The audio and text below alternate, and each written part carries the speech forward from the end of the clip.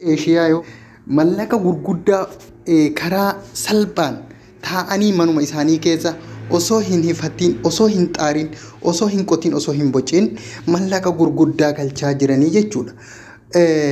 Kuni maal agarsiisa? Qaroomina sammuu yookaan mala ammayyaawaa waan jedhamu agarsiisaa jechuudha. Isa kanaaf YouTube'n mallaqa ni galchamoo hin galchu waan jedhu shakkii keessa jira. Keessattuu Oromoo yeroo ammaa barumsa baay'ee duubatti hafaa fi Assalamu alaikum wa rahmatullahi wa barakatuh. Hashama hordoftoota jabbootu warri jabbootu maatiin ta'e maatii ta'an affeerraa kiyya.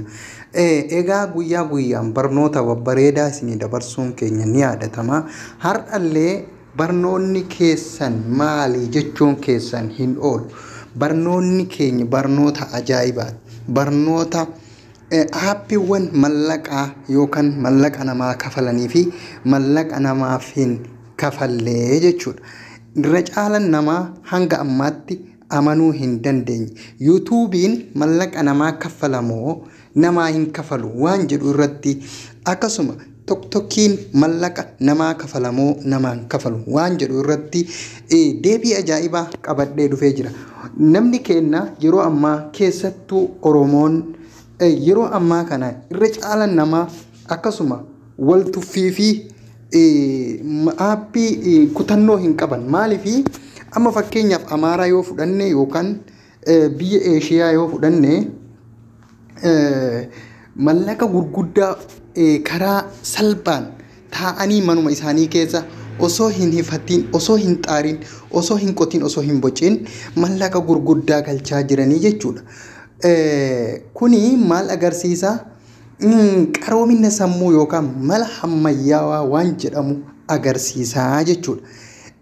Isa kanaaf YouTube'n mallaqa ni galchamoo hin galchu waan jedhu shakkii keessa jira. Keessattuu Oromoo yeroo ammaa barumsa baay'ee duubatti hafaa fi boodatti hafaadha.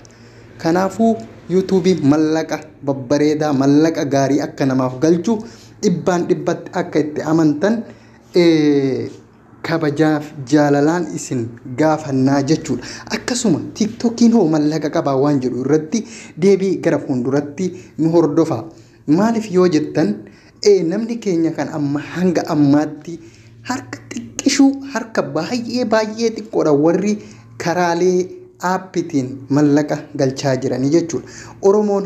Oromoon baay'ee harka xiqqaadha. Amaaraa yoo fudhanne irra caalan isaanii gara ijjannoodhaan, tokkummaadhaan, kutannoodhaan ka'anii aappii banatanii, YouTuber banatanii, TikTokii banatanii hojiirratti dubartii dhiiran jenne hojiirratti bobba'anii hiyyummaa keessaa gara qabeenyatitti mul'atanii jiru. Irra caalan isaanii YouTubera isaanii jala hordofuu hin dandeettan.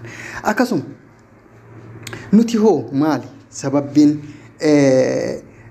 akka namaatitti yookaan akka saba biraatitti TikTokii fi YouTube irraa akkasuma geemiiwwan garaagaraa appilikeeshinoonni kun tokko lama miti jechuudha. Appilikeeshinii mallaqa kafalan appilikeeshinoota hedduudha jechuudha. Appilikeeshinoota kana itti fayyadamuu dhabuun keenya. Yaa Rabbi nan jaalladha mucaa kanaani inni si jaallata ragaa isaati ani atis na jaalladhu. Maaliif duubatti hafuu maaliif yoo jettan saba biraa yoo fudhanne irra caalan mallaqa karaa aappiiwwan garaagaraatiin akkasuma karaalee TikTokiitiin karaalee hedduun mallaqa gahaa irraa argatanii ciminaan tokkummaan itti hojjetaa jiran. Oromoon hoo barumsa dhabuurraa immoo rakkoon isaanii maali? Guyyaa har'aa bal'inaan deebii gahaa kan itti kenninu tahaa jechuudha. Egaa hordoftoota tiyyaa warroonni chaayinaal kiyya kana subscribe godhin subscribe godha. Faayidaa YouTube fi faayidaa TikTokii fi akkasuma faayidaa geemiiwwan garagaraa fi appilikeeshinoota garagaraa barumsa ajaa'ibaati gorsaa yookaan barumsa ajaa'ibaati.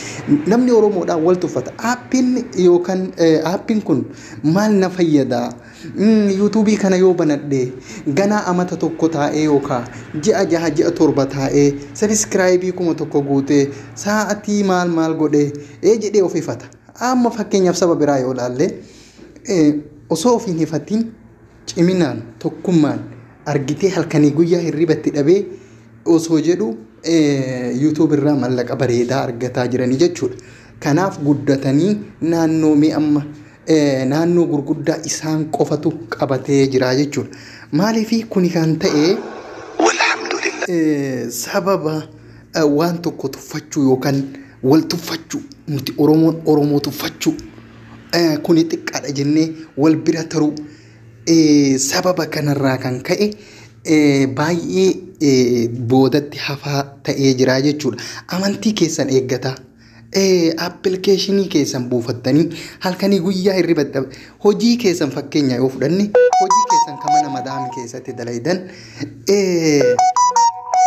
madaamii keessatti dalaydan cinqamtanii hirribatti dhabdanii ganamaan itti kaatanii dalaydan. Kuni ammoo kanas akkuma san osuma mana madaamii keessa jirtanii cinqamtanii waa hedduu itti taatanii mallaqa yoo irraa argattan irraa hundee amma mana madaamii jechuudha. Mana madaamii yookaan guyyaa yookaan ji'a takka yookaan amata tokko yookaan amata 2-3 dalagattee biraa galtaa jechuudha. Kun yoo hanga ati jirtu si wajjin turaa jechuudha. Hanga ati jirtu si wajjin turaa jechuudha. Ati waa hunda isaa seera isaa eede taanaan YouTube rakkoo tokko malee gara mallaqaatitti si geessaa jechuudha.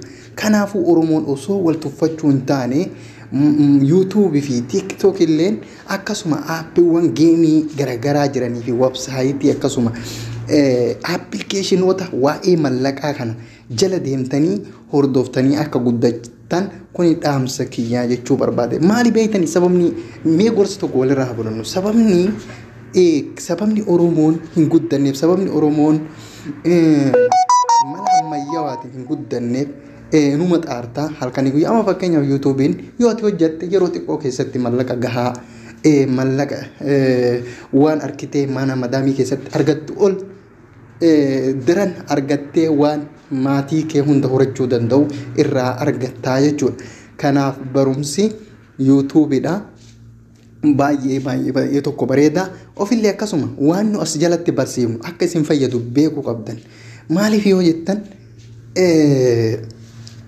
osoo hin tuffatina waan tokko hin tuffatina namas hin tuffatina ofis hin tuffatina ofiin ifatina ciminaan jabinaan tokkummaan waa hunda keessan reed gootanii cimtanii hojjettanii yoo irratti jettan YouTube irraayis TikTok irraayis mallaqa gahaa argachuu dandeettan. Waan amantaa keessan tuqurraa of eegaa.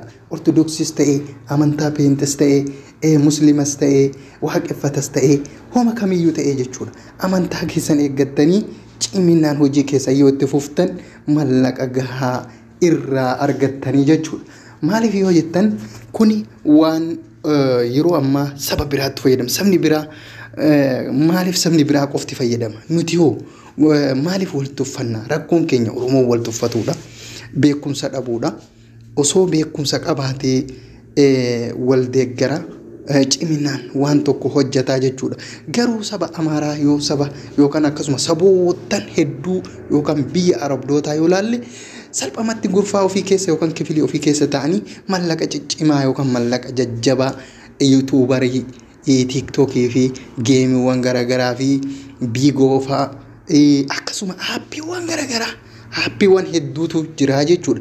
Kanneen irraa mallaqa gaggahaa irraa argatanii jechuudha. Manuma isaanii keessa ta'anii manuma isaanii fakkeenya miilaala yeroo ammaa TikTok irratti maaltu akka dalagamaa jiru waan maayini sababni akkas dalagame sababa mallaqaati malee namni achirratti wanti ta'eeti miti jechuudha. Isin kan amantii keessan hin tuune akka warra TikTok isan illee badaa jechuu kiyyaa miti.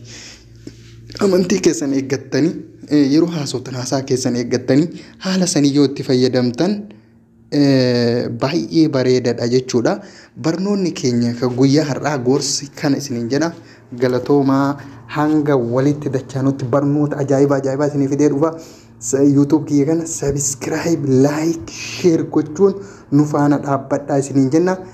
Galatoomaa warri jabbootu subscribe godhaa nu hordofaa nu jajjabeessaa waliin tuffatina hojjedhaa isiniin jechuu barbaade. Galatoomaa.